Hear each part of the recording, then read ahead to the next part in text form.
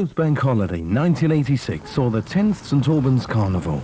Now reckoned to be the third largest carnival in the country, the proceeds raised for local charities to date are in the region of £200,000. This year's carnival promised to be the biggest and the best yet. And although poor weather was forecast, many people entered imaginative and colourful floats. In the largest procession the city of St Albans has seen since the Romans came to town. Some 110 organisations entered, 150 vehicles, 4 bands, 4 folk dance groups, 3 majorette corps and 20 pedestrian displays. And all, like Pink's promotions, have been up very early in the morning, blowing up balloons and adding the final touches to attract the eye of the judges who will be deciding on the best floats of each category.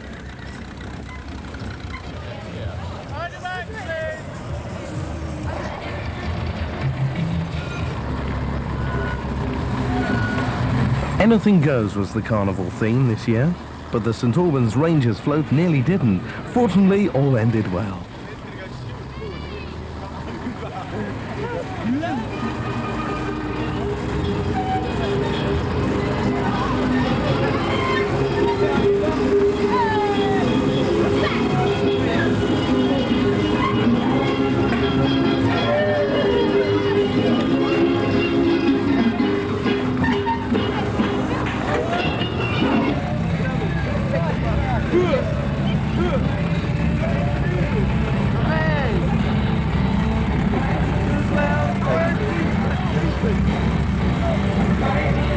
St Albans Kestrels were seen demonstrating their new surprise attacking move.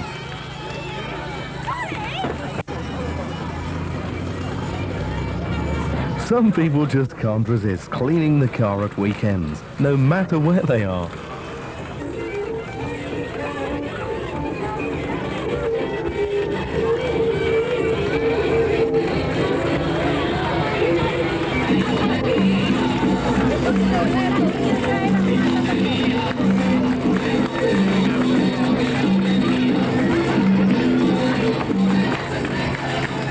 The flamenco dancers from the Spanish Association attracted a lot of interest, as did a bunch of fairy tale characters from the White Hart Public House.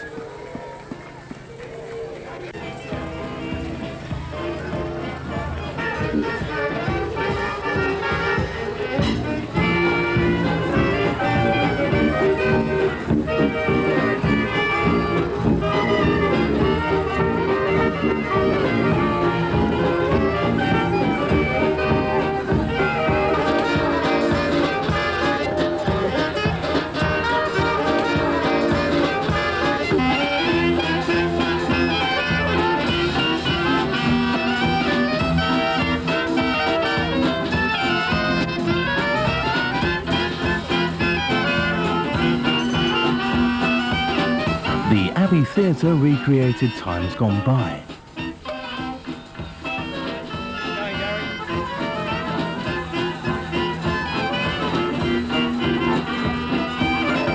And these young ladies were obviously aware that rain was due.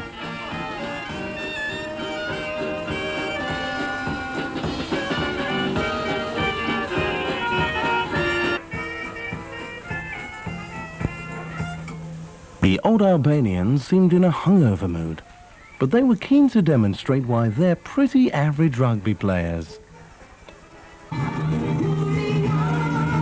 However, the St Albans Operatic Society were only too pleased to show off their healthy tonsils.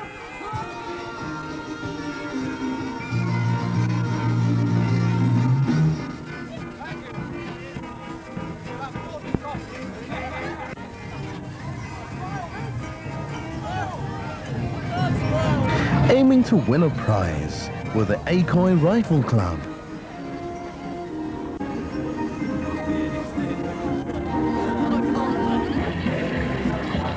And Old Campaigners Cambridge Road Residents Association had a float that was a sight to be seen. Large and small, modern and old, the entries were preparing for the judges' verdicts.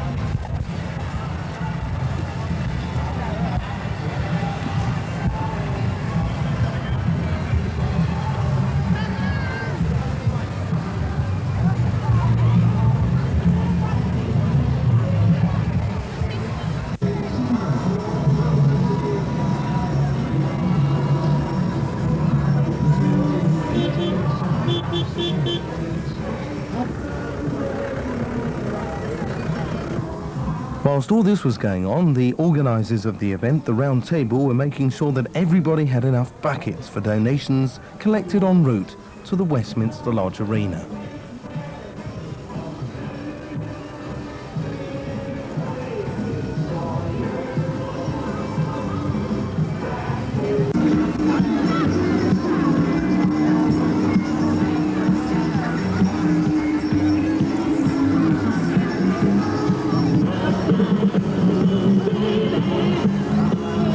What's this? The Romans back in St Albans? Well, no wonder. They've obviously come to see the girls from Pink's Promotions, showing off their talents in the modelling, photographic and promotions field.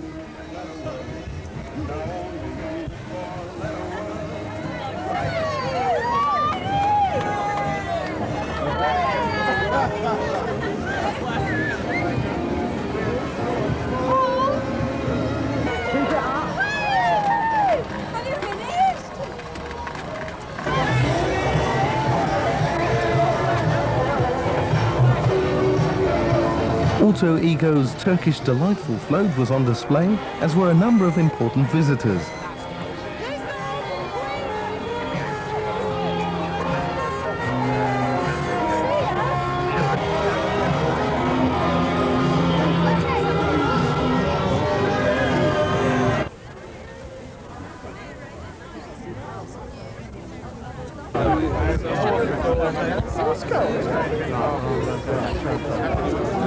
The judging was now completed, and the celebrities Frank Ifield and Philip Maddock awaited the prize-giving ceremonies.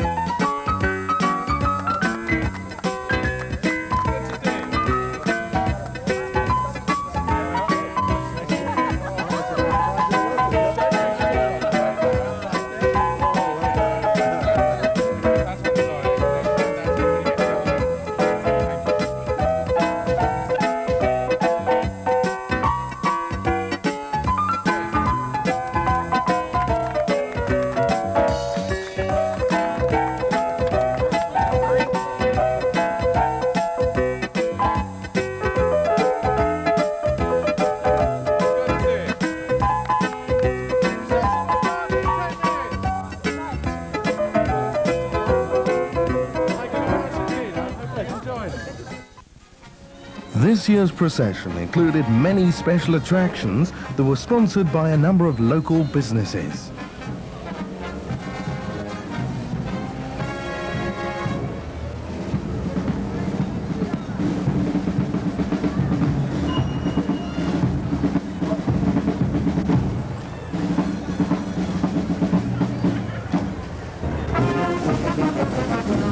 Leading the way was the band of the 2nd Anglian Regiment, closely followed by the Mayor of St Albans, Councillor Ron Wilden.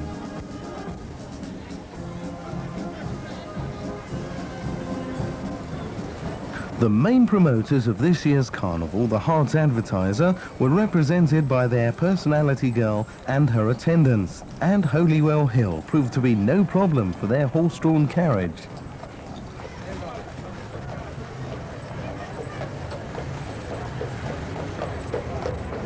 The 1882 horse-drawn omnibus, sponsored by Sweps Limited, brought a nostalgic feel to the procession, as did Mr. and Mrs. Clark's champion team of Suffolk Punches, sponsored by Polaroid.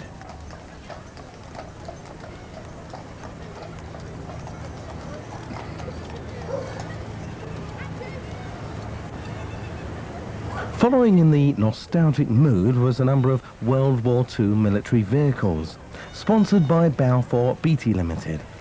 Firstly, the Americans looking somewhat relaxed, followed by our own lads presenting a much smarter image.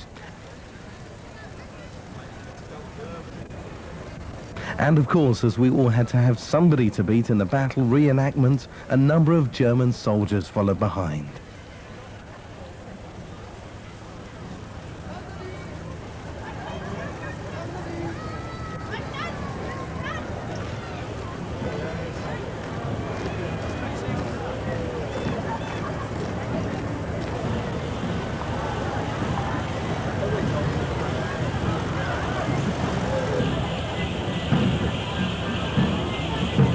The Cotton Mill Clog Morris dancers once again put on a colourful display. And I believe you can get long odds on this horse for the next Grand National.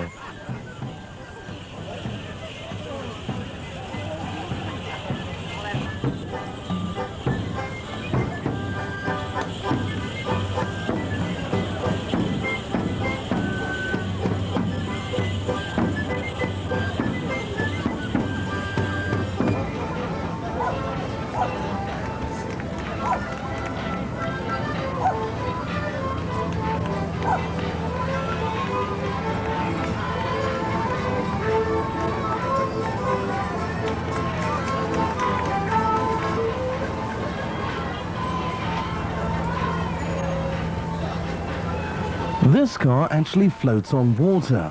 Obviously, Executive Motors knew about the weather we were to expect.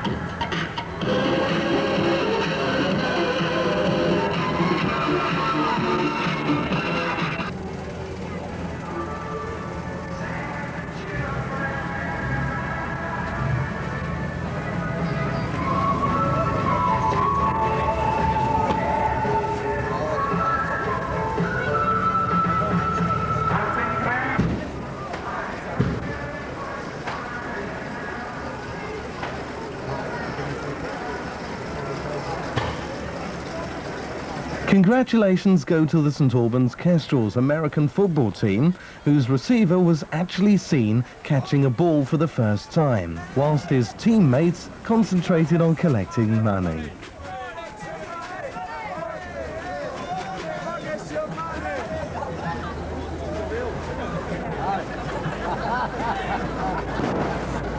The Nashville Country Music Club were practicing for the forthcoming cameraman shooting season.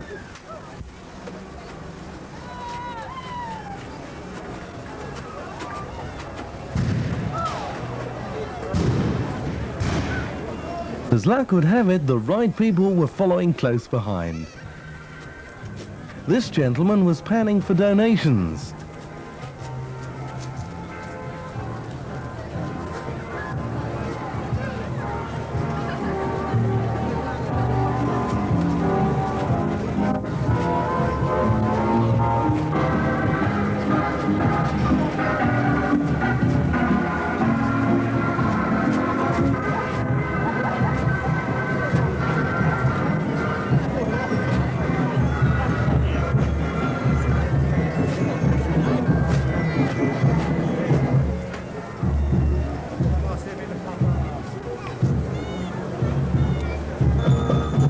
Godfrey Davis once again brought along the St Albans Corps of Drums, whose presence takes a lot of beating and often drums up a lot of money.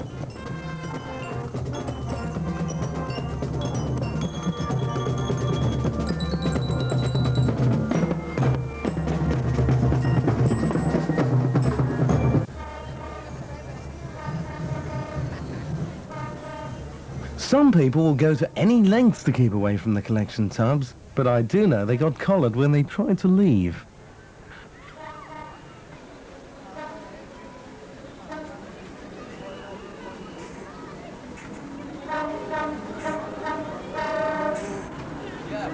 Are you in the club? The East Herts Association of Women's Clubs certainly are, and it seems they're all enjoying the day's outing.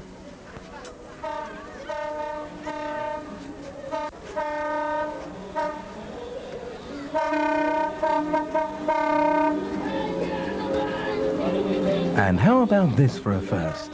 A train going down Checker Street? Mencap must have spent ages building this float.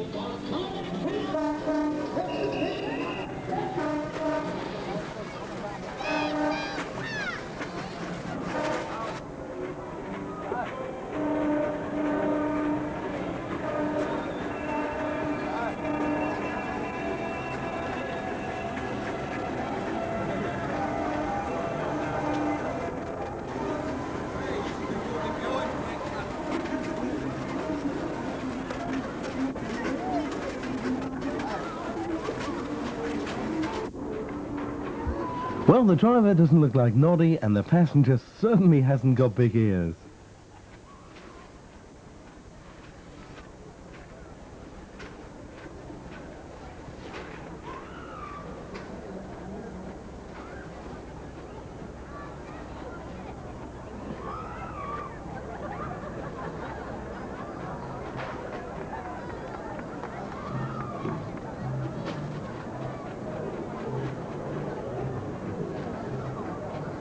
Proving that you're never too old to ride a bike, this young couple start on the descent of Holywell Hill.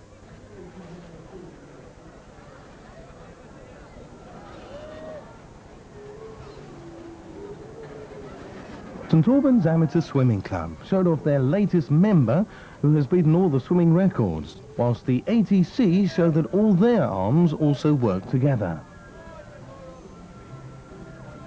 Hospital Radio were feeling well enough to come out, and even gave the film crew a mention.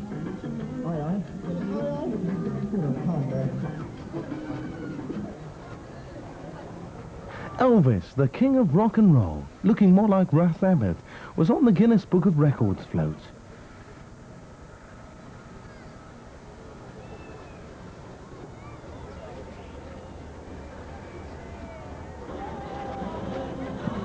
The Five Oaks Youth Club featured pop music from the 60s to the 80s.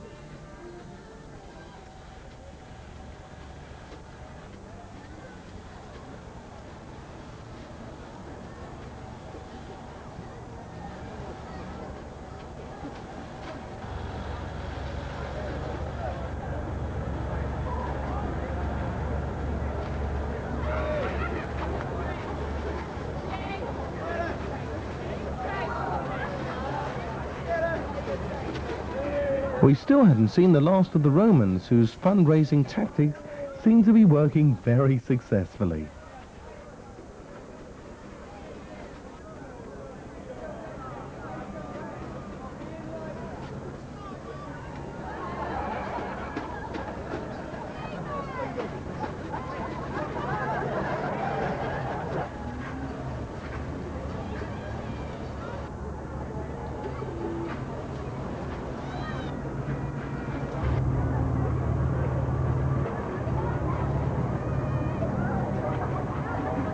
The prize-winning float of the 9th St Albans Scouts gave a taste of what it was like living in the Wild West.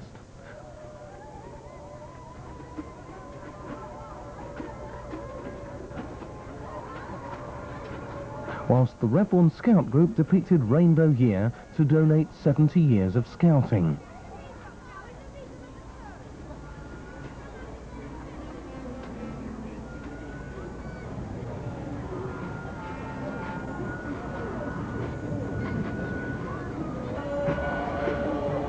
Dopey or dozy, we're not too sure which of the 7 dwarfs this character is.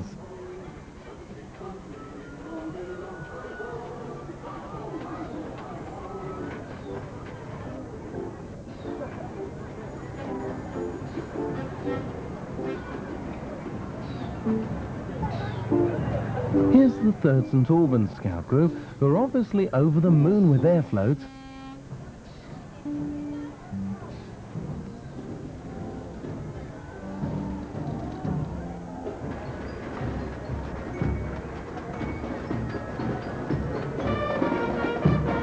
I know it's hard to believe, but the ladies of the Dash Leisurewear performed these exercises without using a safety net.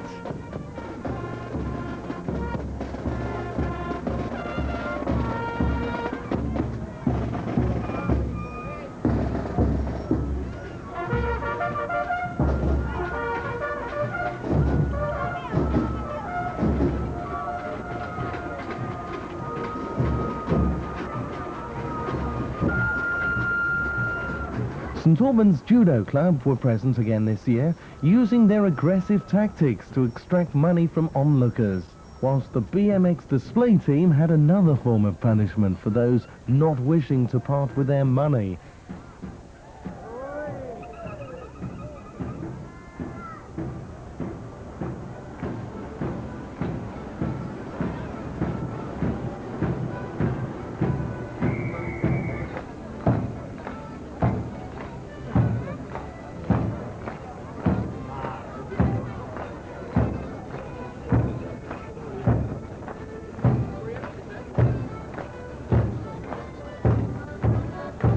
To give an international feel to the 1986 Carnival, we were pleased to see the folk dance groups from West Germany and Belgium enjoying the day's proceedings.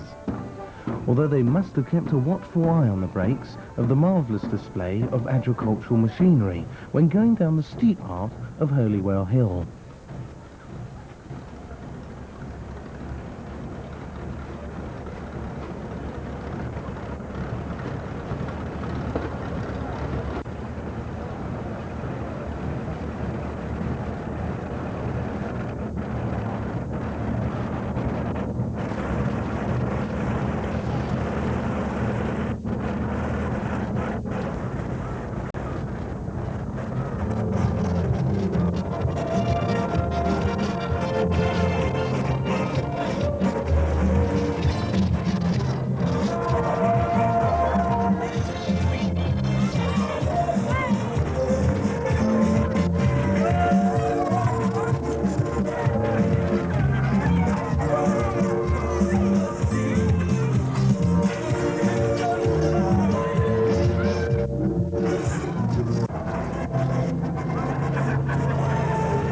Carnival is about people enjoying themselves, and this is precisely what the Cambridge Road Residents Association have done on their superb float of the Mississippi Paddle Steamer.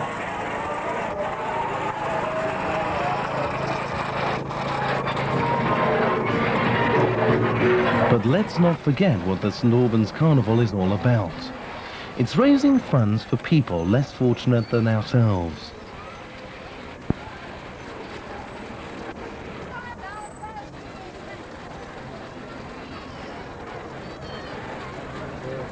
Postman Pat wanted to join us for a drink on the balcony of the Peahen Hotel, which Mr. and Mrs. Fernhead had kindly allowed us to use for the day.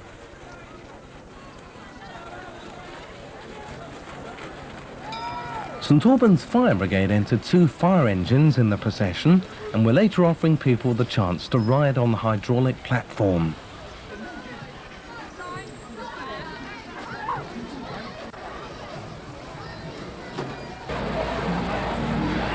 Mr. Reagan had by now entered into the carnival spirit and seemed to be enjoying his trip to St. Albans.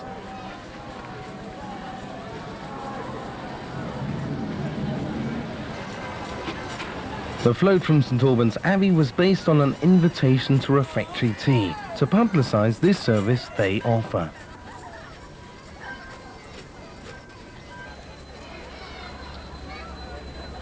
Had the harp and corps of drums run out of tunes to play, or were the brass instruments just full of water? Still trying to hit the target were the Acoy Rifle Club. The rain started to fall, and the people on the team estate agent's open top bus were trying to keep dry.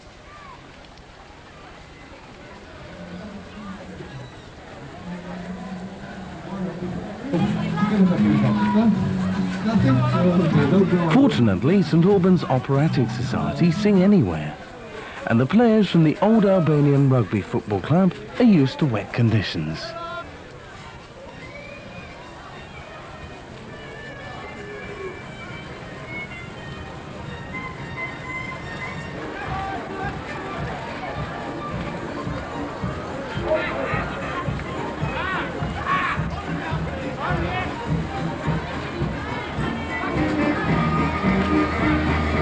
And here come the players from the Abbey Theatre on their class-winning floats.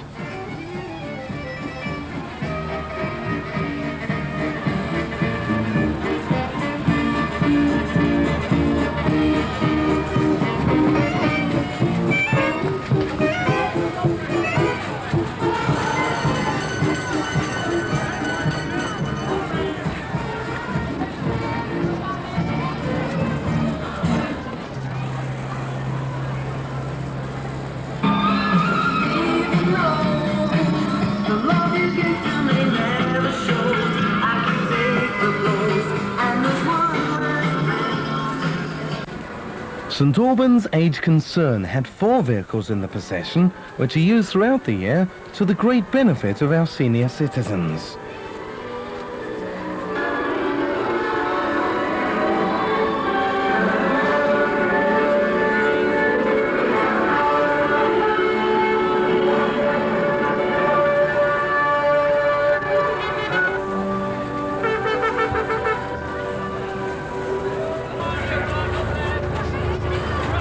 So the carnival procession comes to an end, and the activities transfer to the arena at Westminster Lodge.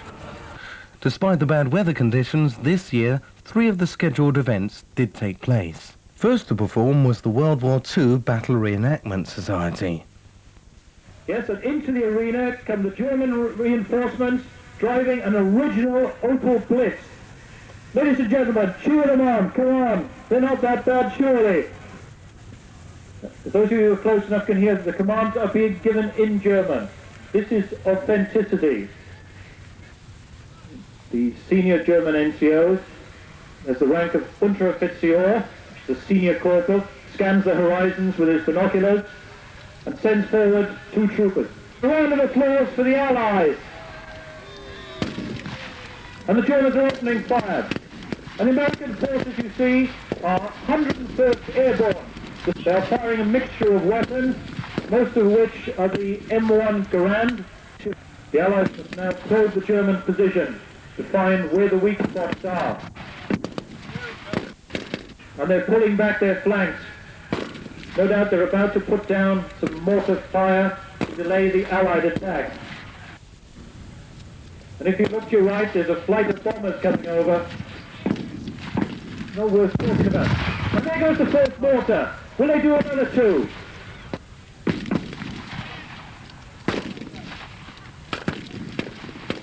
And another German goes down. How about a round of applause for that? Ladies and gentlemen, this is the British infantry. These are your own men. These are the plucky fellows from the Hampshire Regiment. Now remember, ladies and gentlemen, as I advised you earlier, the objective of this attack is to destroy the enemy fuel dump situated by the oil drum. Into the attack they go. And the Brits coming close to them. They form the thin red line. And Corporal Keane is seeing off another brutish Hun. Typical German trick, 2 onto 1. Ladies and gentlemen, I implore you, you must do these dreadful Germans. And the Germans are falling back. The Germans are falling back under the combined onslaught of the British Hampshire Regiment.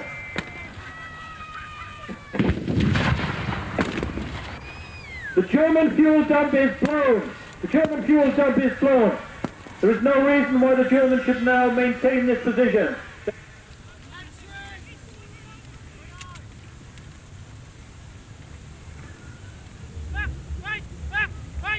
Ladies and gentlemen, a round of applause for men of the Hampshire Regiment.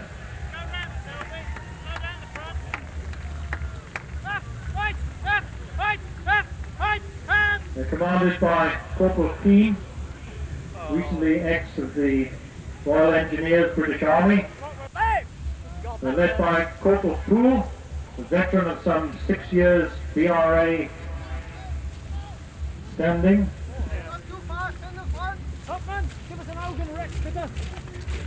Ladies and gentlemen, I think a special vote of thanks goes to the Germans. They've taken the brunt of it.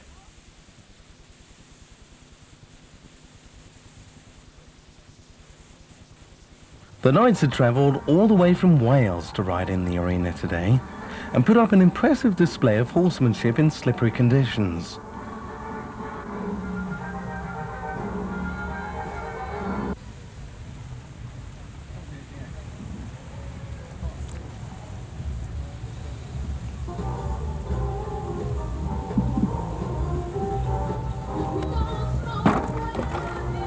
Riding for the Black End, the Black Knight.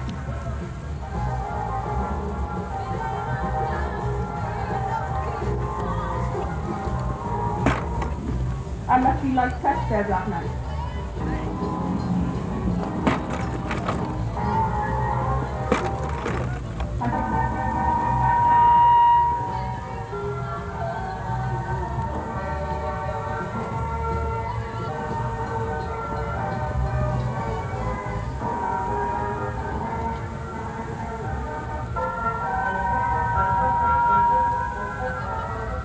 John looks like a test guy. I think we'll give him first run.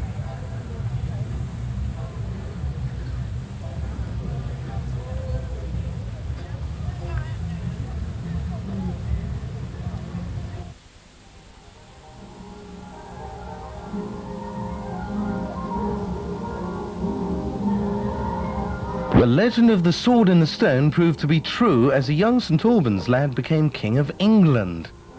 His prize was a ride on one of the knight's chargers.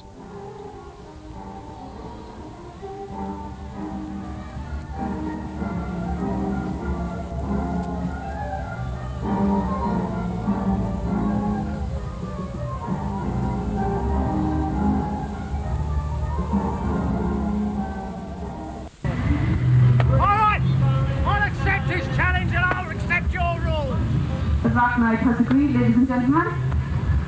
And it looks like we're going to have the first joust between the Black Knight and the Count. Gentlemen, if you could please prepare to your pavilions before you weigh yourselves out, we'll commence with the jousting. But then the true colours of the Black Knight began to show through, as he challenged the opposition.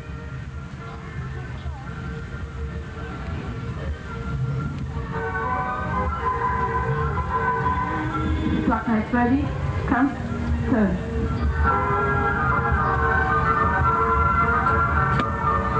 A hit for the Count there.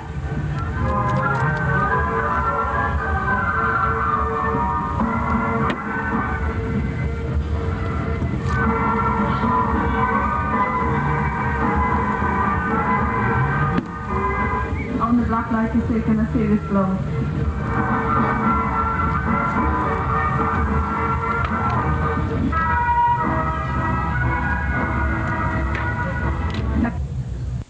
Oh. Should kill him off.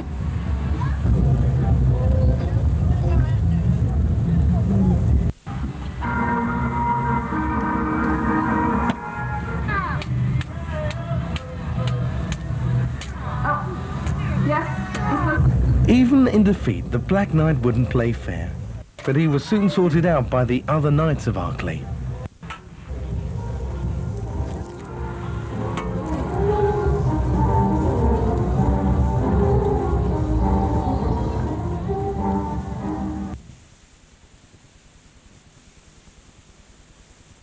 The 1882 omnibus with Victorian passengers and the Suffolk Punch team owned by Mr. and Mrs. Clark put in an appearance at the arena.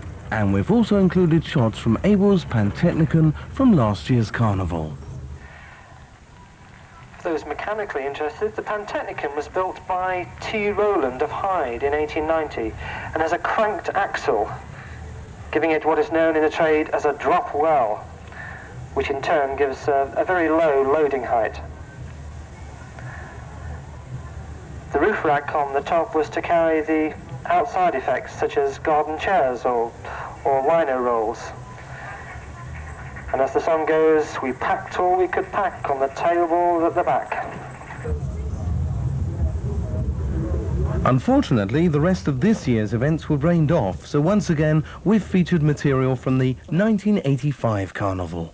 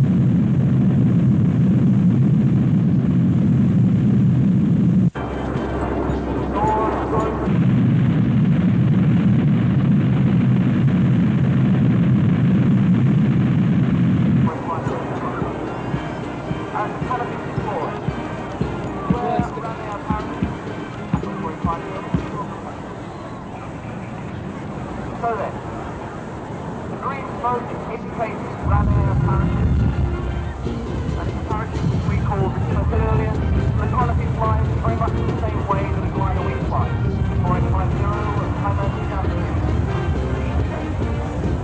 So then, as the canopy makes its way so at 1500 feet now, the preparations are being made for a royal victory. And ladies and gentlemen, even though you can't hear them, they can hear you. It's a morale boost for them to hear your applause and appreciation. So ladies and gentlemen, give them a lift of all the applause. Aiming to land on those two boxes of marine. Watching off all the way, ladies and gentlemen, I'm presenting still of the 1985 RAF 3-ball parachute plated. Sorry.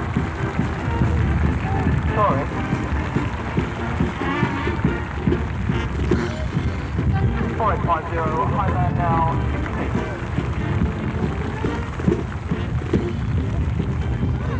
4850, 8 down, 9 down, high land, 36, 10,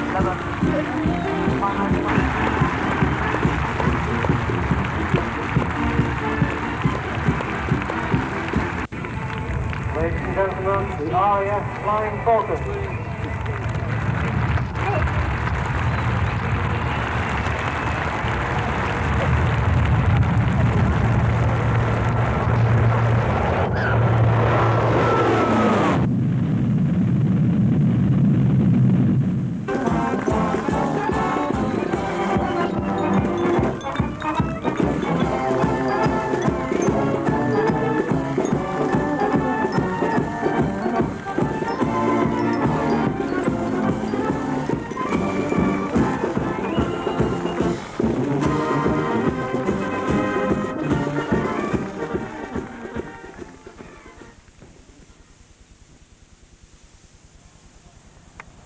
While we're waiting for the fireworks, which is due to begin in about 10 minutes' time, we're listening to music by St Albans City Band. There were 166 market stalls and trade stands this year, and one of the largest fun fairs in the country. And there was also a second arena for young visitors featuring a mobile circus, amongst others. To conclude the film, we've once again called upon clips from last year's event for edited highlights of the firework display.